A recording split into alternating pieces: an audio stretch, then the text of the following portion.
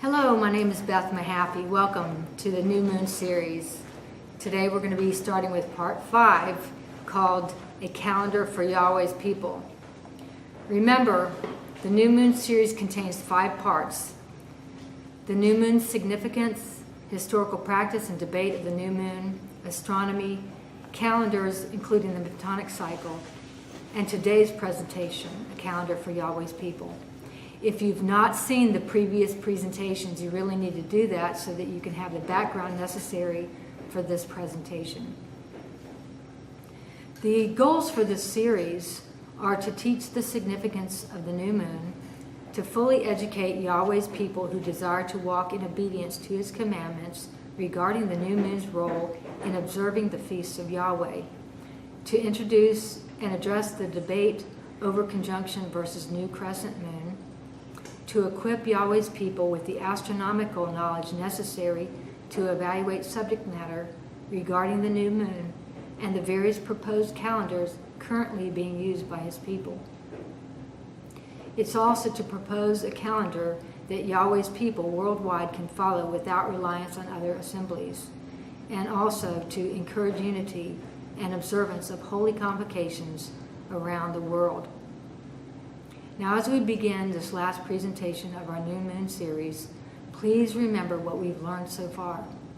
Let's try to avoid isolating ourselves from other believers in the Hebraic Roots movement during the feasts of Yahweh as much as possible.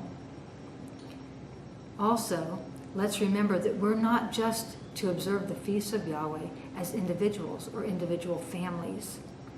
Let's consider the implication of the holy convocations. These are times of gathering the body of Messiah together. We should be gathering together as single assemblies and or groups of assemblies. Genesis 1:14 has been the most important verse in this whole series. Again, it says, "Then God said, let there be lights in the firmament of the heavens to divide the day from the night, and let them be for signs and seasons and for days and years."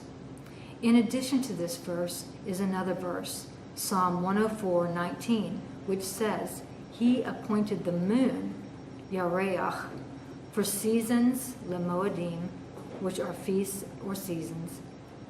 The sun knows its going down." Based on Genesis 1:14 and Psalm 104:19, the sun, moon, and stars are that which have a role in determining our calendar. In fact, they are the primary thing that determine our calendar. All other things are secondary.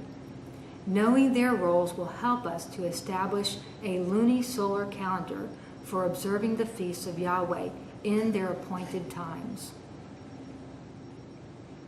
Now, in this photo, we have a picture of the Earth, which has the equatorial plane extending from the equator of the Earth, and it's in blue. At about a 23.5 degree angle from this, we see the sun traveling in what's called the ecliptic plane. And this is the view of the ecliptic plane that we have from the Earth. As we look at it, the location where the ecliptic plane intersects with the equatorial plane is where the spring equinox is. Actually, it's the March equinox, because spring is what takes place in the northern hemisphere as opposed to the southern hemisphere. The first step for creating a calendar for Yahweh's people is to determine the beginning of the calendar, and that begins at the March equinox. This apparent movement of the sun traveling in the ecliptic plane passes over the equatorial plane at the first point of Aries, which is 0 degrees of right ascension. And like I just said, it is where the spring equinox takes place, or the March equinox. This is the time frame when the mixed multitude left Egypt. The new crescent moon determines the first day of each month and the timing of the feasts. The first full day of the new crescent moon is the day after the day of conjunction. because the moon has already begun to wax immediately after the moment in time for conjunction. Therefore, the new crescent moon does not need to be sighted. And I know this is shocking for a lot of people, but that is truly the case. The frustration of not being able to sight the new crescent moon for a variety of reasons does not really need to be an issue. Based on what we learned earlier, the March equinox should not occur on or later than Nisan 16. Now, the March equinox, as we discussed in a previous presentation, can occur on March 19th, 20th, or 21st. So Nisan 1st can be as early as March 5th, 6th, or 7th. Pesach must be observed after the equinox, but not so much that the sun is in the constellation of Aries. Nisan must be in Pisces because of precession of the equinoxes until the age of Aquarius begins. In this photo, you should be able to see the constellation of Pisces and the sun as it moves toward Aries. We should be aware of the sun passing through the proper constellations at the appropriate times throughout the year for each Hebrew month. Now recall that locations on the celestial field are measured by coordinates called right ascension and declination. These are measured from the first point of Aries, which is the March equinox. Notice in this picture we have the celestial ball or the celestial field surrounding the Earth with the location where the equator or equatorial plane crosses over the ecliptic. And from that point, that is the first point of Aries, and it's just as if you're looking at a graph like in algebra class, where you have your x and y being the 0, 0 point. And that is exactly what the first point of Aries is on this celestial field. Right ascension is measured in hours, which are your time zones, but it can also be measured in degrees, like up from 0 to 360 degrees. Declination is measured in degrees from that point there where you have the 0, 0. And it's measured in degrees, either plus 90 degrees because it's going all the way up to the north celestial pole, or negative 90 degrees because from that point it's going down toward the southern celestial pole. Because of precession, I recommend we pay attention to the degrees of right ascension that the sun is in instead of the actual constellation.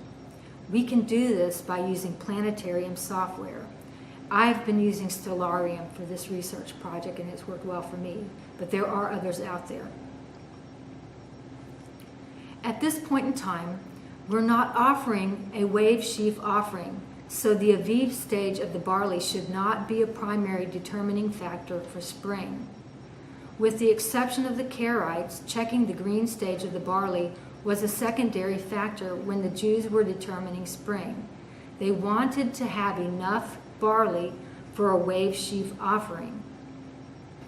The March equinox and the position of the sun in the correct constellation or range of right ascension should be sufficient to determine spring, also known as Aviv.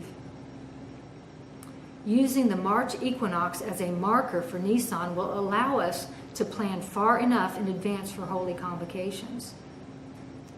Shortly, we'll be looking at a few slides from our last presentation. They're based upon information gathered using Stellarium for the current 19-year Metonic cycle. The dates for Nisan 15 for the current 19-year cycle were collected from the Hillel 2 calendar and examined visually in Stellarium to see which constellation or range of right ascension the sun was located in for the middle of the month.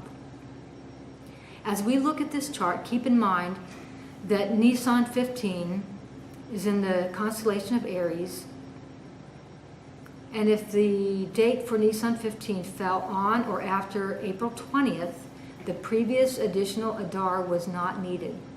If this is corrected, and that means removed, this will cause the need for an additional Adar in the following year. You'll notice in this first chart, we have the dates for the current Metonic cycle.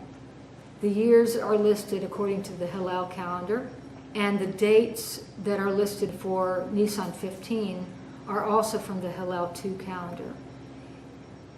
From these dates, we can know that what zodiac constellation they were in.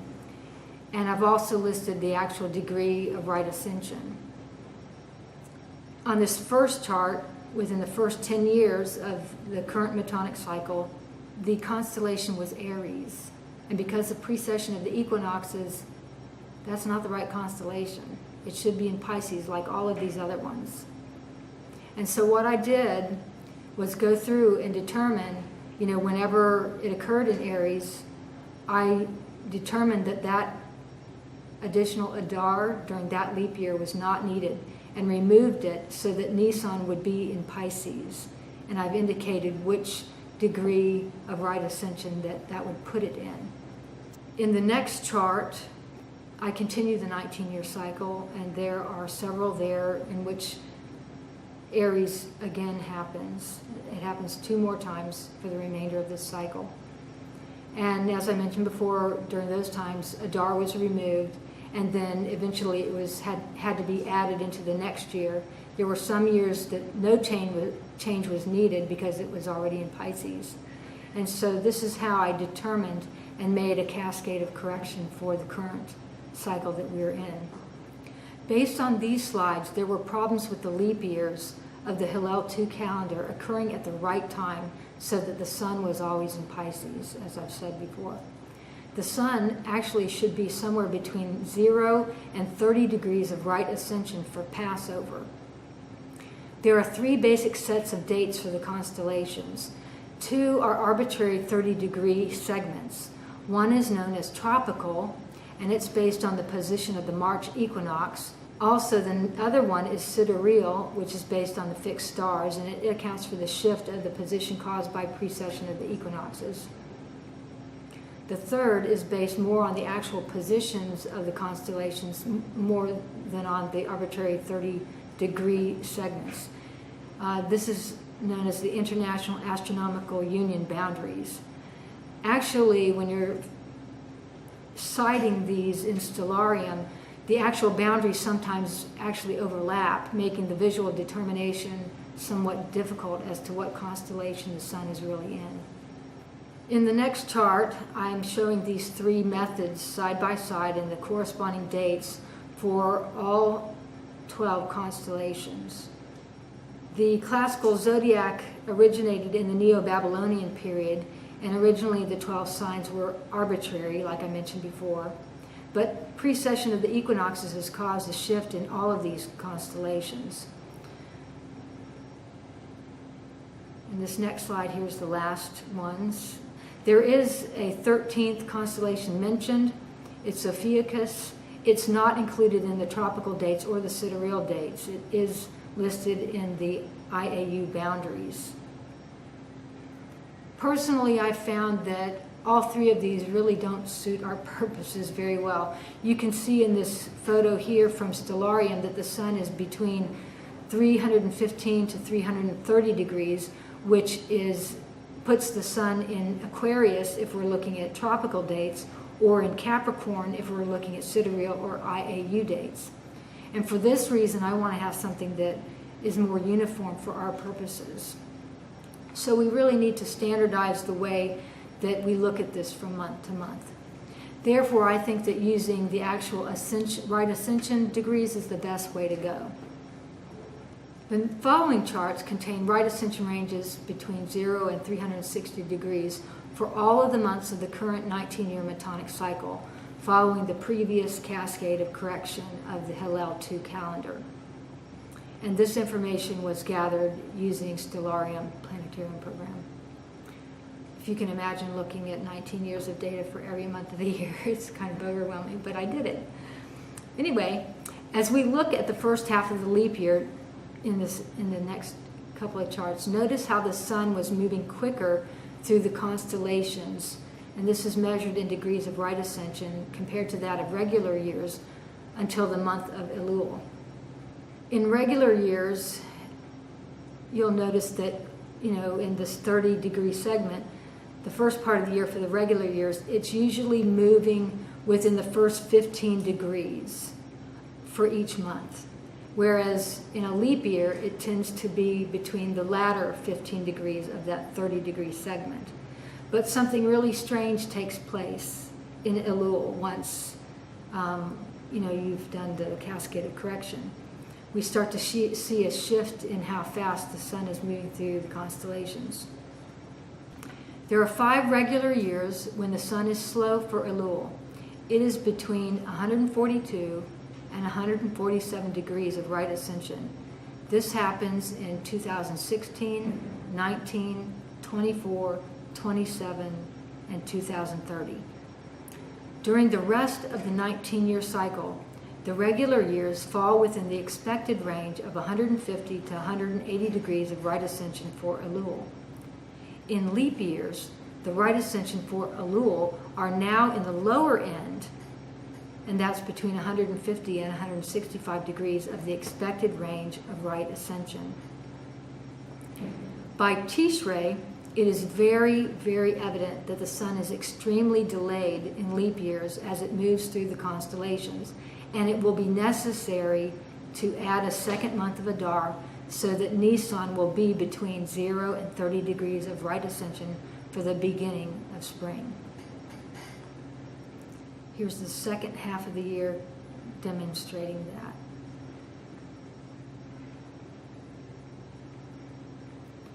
Once the correct timing of Aviv, or spring, is known, we need to keep track of the Hebrew months of the year as each new moon occurs. Like I mentioned before, if the equinox date is March 19th, the earliest conjunction would be March 4, and the earliest new moon for Nisan would be March 5th. If March 12th is your equinox date, March 5th would be the earliest conjunction, and March 6th would be the earliest new moon. If March 21st is your equinox date, March 6th would be the earliest conjunction, and March 7th would be the earliest new moon for Nisan. In our previous chart of Hillel 2 calendar dates, there was one instance when Nisan 15 fell on the equinox. That was 3/20 of 2030.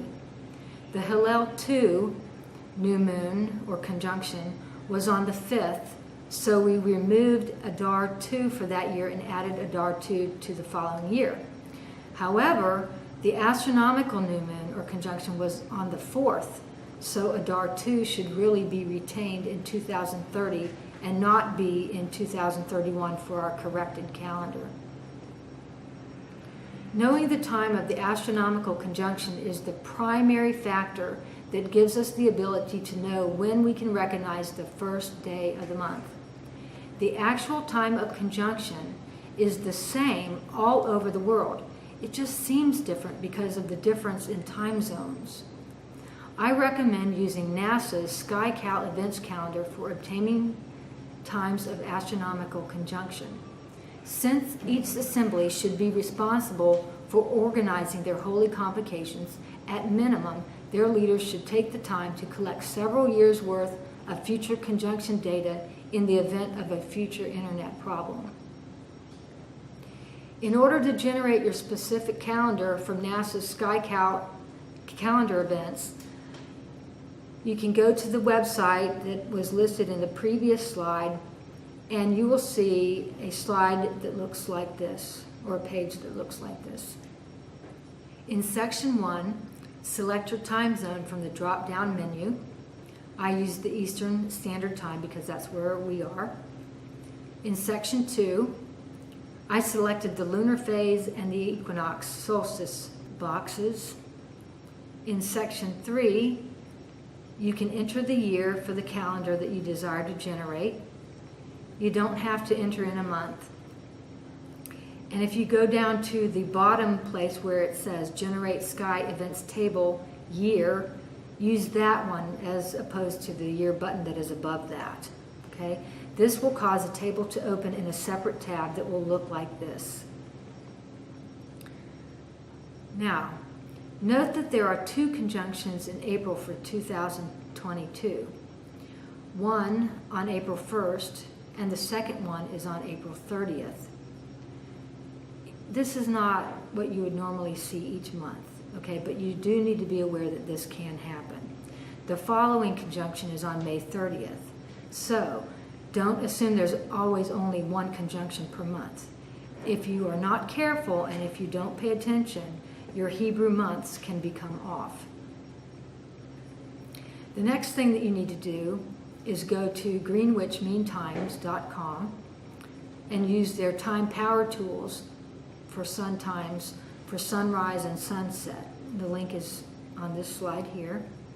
And all you need to do is enter your location and select a date. You'll see a page that looks something like this as you go about halfway down the page. You'll need to enter your location on the left, and then you'll need to enter your date on the right. I found this a little tricky, so I'm going to show you a few slides to show you what to expect. On the next slide, you can see right here where to change the year. On the next slide, you can use your touch screen to scroll for the correct year if you're doing years way in advance. Otherwise, you're kind of limited to what you see there.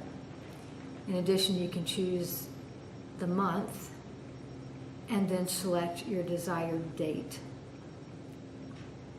And then that calendar will disappear, and then the times will appear for the sunrise and the sunset as indicated in this picture. If you live in the polar regions of the earth where daylight can last for a month or more during the summer, or when the night lasts for a similar length of time in the winter, just go ahead and use the sunset times for Jerusalem, Israel. That's really your best option. The cycle of day and night limits keeping the new moon within a 24-hour period worldwide, even though the conjunction is on the same time throughout the whole globe. It's just you see the difference in time zones. Okay, since sunset determines the beginning and the ending of each 24-hour day, it is a second factor that must be considered when determining the new crescent moon. The local time of sunset is different all over the world, therefore everyone must consider their own local sunset time when creating their calendar. The day of the new crescent moon begins at the first sunset that occurs after the astronomical conjunction. In other words, if conjunction occurs before sunset on a particular date, that day is the last day of the month. The first day of the month begins at sunset later that evening. This is when the next day normally begins. If conjunction occurs after sunset on a particular date, the next day has essentially already begun. Therefore, that day is the last day of the month. The first day of the month begins at sunset on the next calendar date. Now I'd like you to consider the following pattern. And this is a pattern of the new crescent moon. Darkness prior to conjunction occurs. Then you have conjunction, and then the date of the new crescent moon begins at sunset and continues through the night, then the day, and finally ends at sunset. The darkness prior to conjunction corresponds to the darkness that occurred prior to Yeshua's death. The conjunction corresponds to Yeshua's death and his burial just before sunset. The date of the new crescent moon corresponds to Yeshua's resurrection date, which likely began around sunset Saturday evening, which was still a time of darkness, and was followed by his revelation to his followers later sometime on Sunday, which by that time was a time of daylight. Now, let's see 2 examples of how this works. In this chart, I've listed the conjunction dates and times and the sunset time, which is based on the conjunction date, and the first day of the month from sunset to sunset, okay, which is a 24-hour period. In Hawaii, we see that the conjunction date is on 3/7/27. Conjunction time is 23:29. That's military time. UTC is minus 11 hours from Greenwich time. Sunset time is 1829, which is almost 6:30. So because the conjunction time takes place after 6:30, the first day is going to be March 8th, 2027.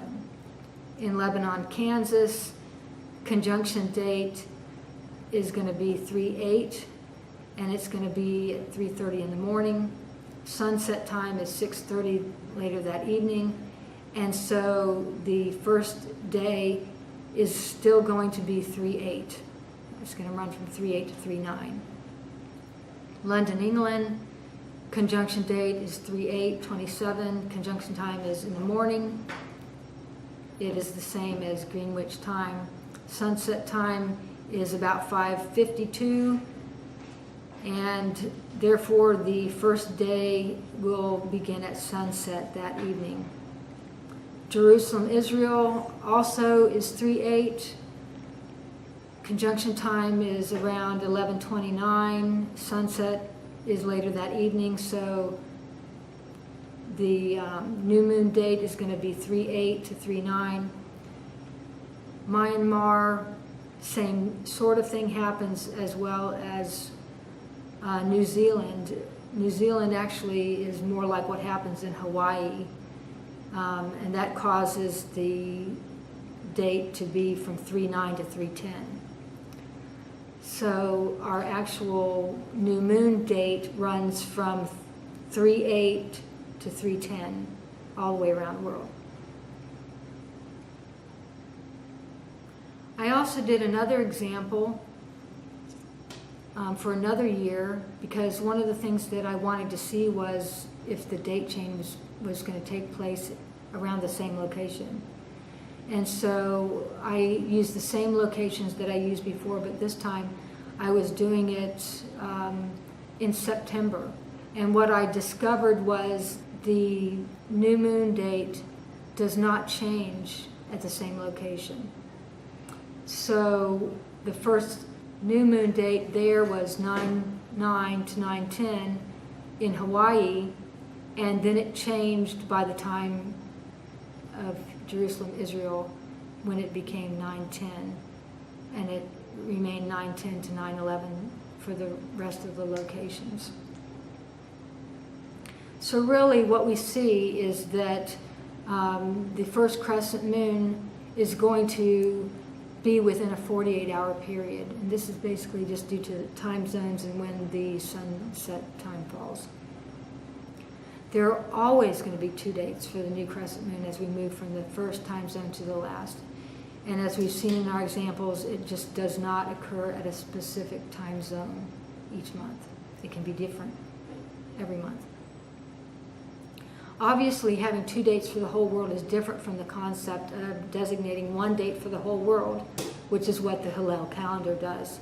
If we choose 1 date for uniformity over the other, people in certain time zones would be observing it on the wrong date. I suggest that each time zone observe the new crescent moon for their own time zone. And if people intend to travel and celebrate the feast in a different time zone, they should plan to celebrate the feast based on the proper date for their destination's time zone. Conjunctions are already spaced 29 to 30 days apart. Consistently following this practice previously described should ensure that there are no months less than 29 days and none greater than 30 days. It will also ensure that people in all countries will be observing the new crescent moon as the first day of the month during the same 48-hour calendar period. In summary, number 1, collect astronomical conjunction dates and sunset times for at least several years, which are determined by NASA Sky Events Calendar and Greenwich Mean Time Sun Times. If you live in places where the sun doesn't set for certain times of the year, use Jerusalem, Israel for your sunset location. Otherwise, use your own location for sunset. Number 2, based on this information, decide when the dates for the new crescent days of the months begin. They begin at the sunset, which follows the time of conjunction. Number 3, determine if sun will be between 0 and 30 degrees of right ascension by the expected date for Nisan 15. Use planetarium software for this. If it will be between 0 and 30 degrees by Nisan 15, it is a regular year. If the sun will still be between 330 to 360 degrees of right ascension, add a second Adar. The new moon for Nisan can be as early as March 4th through 6th, depending on when the equinox falls for that year. This will be between March 19 and 21, respectively. Number 4, assign Hebrew month names for each new moon dates through the day of conjunction. When looking at your calendar, just remember that the dates really begin at sunset the previous evening. Number 5, determine and add the dates for the feasts of your calendar. I have done this for the remainder of the current 19-year Metonic cycle in Google Calendar for Eastern Time Zone with sunset times for Richmond, Virginia. In this slide, you can see a picture from Google Calendar where I have entered the fall feasts. And I've indicated that Tishrei 1 is Yom Teruah, Tishrei 10 is Yom HaKippurim, Tishrei 15 through 21 is Chag HaSukkot, Tishrei 22 as Shemini Atzeret. I've also put in ANM for astronomical new moon, and that is what I'm putting on the date of the actual conjunction. And then I'm also entering in the time of sunset. So most of the time when you're looking at the calendar, when you see that box, it's always the last day of the month. However, if this conjunction time occurs after the sunset time, you'll always see an empty space before the first day of the month begins. I think I have an example of that. We'll see. In the next slide, we have the spring feasts. I've got those listed. Nisan 10 as the date to select the Passover lamb. And the reason I put that in there was just to have it there as a day of remembrance. And then I've listed Nisan 14 for Passover, Nisan 15 to 21 as Hag HaMatzot, the day after the Sabbath, as being Yom HaBikurim, which is first fruits of the wave sheaf offering. Now, the reason that I have it like this on this example is because we go with the weekly Sabbath instead of the first high Sabbath, which is Nisan 15. So just know that that's the Sabbath that we use. Also, as part of the spring feasts, I'm giving you an example of counting the Omer. And what I've basically done here is counted off 7 Sabbaths so that I'm not entering every 50, counting off every 50-day, period. And I'm doing that from the day after Yom HaBikurim, which is the day of the wave sheaf offering, or the day after the Sabbath. And basically we're counting 50 days to the day after the Sabbath. And so when I get to that day, I've indicated that that is Shavuot, which is what you see in this slide. One more example here. This is a month with the astronomical conjunction occurring after sunset. You can see how I have the little gray box for astronomical new moon with the sunset time and conjunction time, where my month extends to the next day with the new month beginning the following day.